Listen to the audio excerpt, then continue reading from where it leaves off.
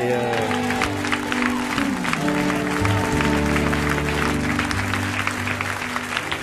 ce qui est important, ce n'est pas qui prêche, c'est est-ce qu'on entend Dieu à travers celui qui prêche. Aucun de nous n'est indispensable. Notre véritable plaisir doit être de lever des gens et de les envoyer et de les voir parler et que ce soit juste la continuité du message. Voilà.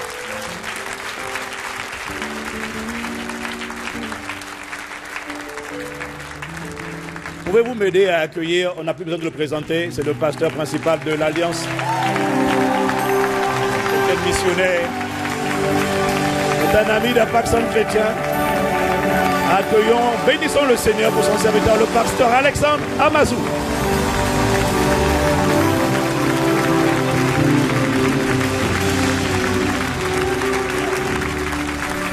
Alléluia. Est-ce qu'on peut acclamer pour Jésus? Alléluia. Quelle grâce. Soyez bénis. C'est pour moi un plaisir d'être au milieu de vous. Je suis très content d'être là. Je veux saluer tous les responsables, les pasteurs. Nous vous suivons et nous apprécions le travail que vous faites. Est-ce qu'on peut acclamer le Seigneur Jésus pour cela? Veuillez vous asseoir dans sa présence. Merci encore une fois de me donner l'opportunité d'être là avec vous. Je vous salue au nom de mon épouse et de toute la grande famille des églises ABMC en Côte d'Ivoire et dans le monde entier. Merci encore une fois, Impact Centre Chrétien. Ce matin, nous allons aller à la parole de Dieu. Et je crois que le Seigneur a quelque chose d'important qu'il va laisser avec toi pour ce matin. Est-ce que tu peux dire Amen? Je veux que tu regardes ton voisin et que tu lui dises quelque chose. Avec ça? Ok, j'avais 2 micros. Je suis tellement habitué au micro avec la main. Amen, ça va? Tout le monde m'entend bien? Amen. Donc, ce matin, je pense que Dieu est sur le point de faire quelque chose d'important. Et je crois que tu es béni. Dis à ton voisin à côté, voisin, souviens-toi de moi dans ta gloire. Alléluia. C'est très important parce que Dieu est sur le point d'envoyer ton voisin quelque part ce matin. Alléluia. Ce matin, je vais partager avec vous ce que j'intitule « Transforme ta différence en force ». Est-ce que tu peux dire à ton voisin « Transforme ta différence en force ». Alléluia. Gloire à Dieu. Transforme ta différence en force. C'est un message assez important. Et nous allons, comme verset de base, lire Romains 12, du verset 6 au verset 10. Et nous allons lire un verset additionnel dans 2 Corinthiens 13. Romains 12, versets 6 à 10. Nous allons faire cette lecture ensemble. Puisque nous avons des dons différents, selon la grâce qui nous a été accordée, que celui qui a le don de prophétie l'exerce selon l'analogie de la foi. Continue. Que celui qui est appelé au ministère s'attache à son ministère, que celui qui enseigne s'attache à son enseignement.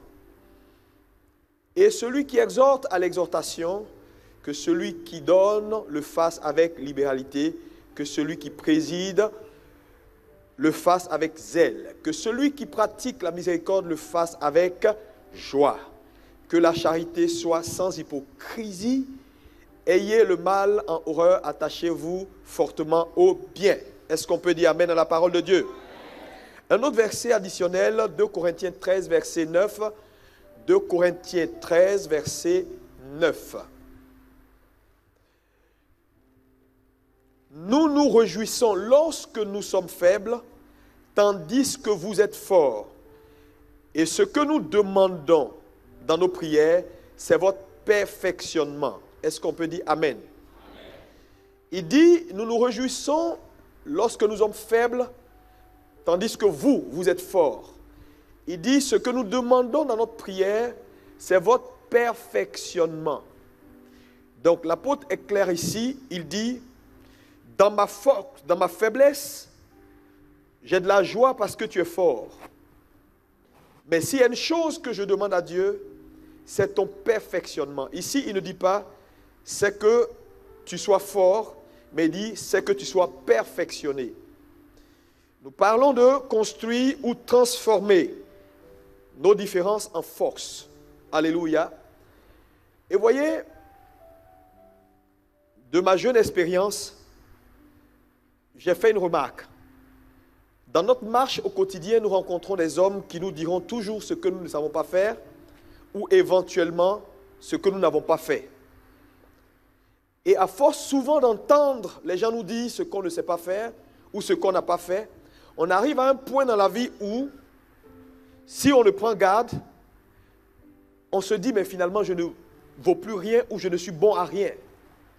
Et plusieurs personnes sont arrivées à un moment donné, à une étape de leur vie où, à force d'entendre, tu ne sais pas faire, tu ne peux pas faire, tu n'as pas de force, tu ne peux rien faire, ils sont arrivés à un point où ils ont perdu confiance en eux-mêmes et ils ont perdu toute capacité à sortir leur potentiel. C'est-à-dire, ils sont maintenant des gens qui ont perdu confiance en eux-mêmes.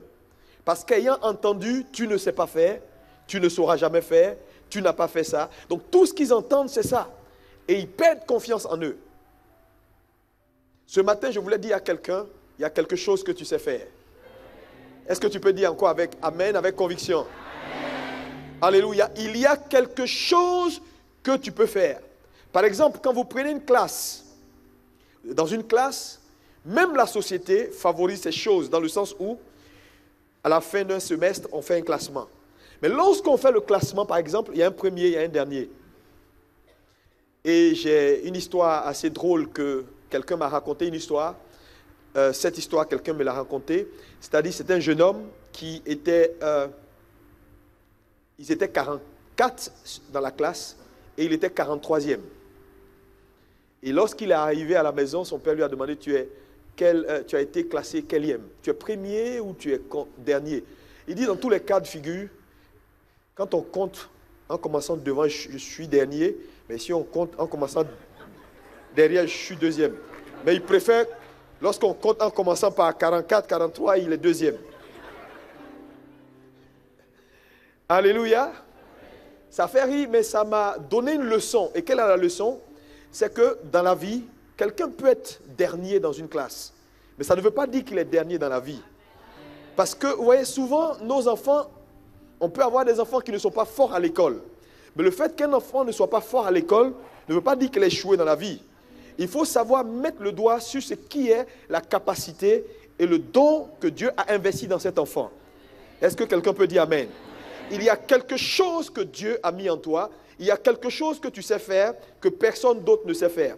Ne laisse pas les gens t'emprisonner dans ce que tu ne sais pas faire. Est-ce qu'on peut dire Amen? Amen. Alléluia. Alléluia. Donc un enfant peut ne pas être fort à l'école, mais il n'est pas dernier dans la vie. C'est très important. Alléluia.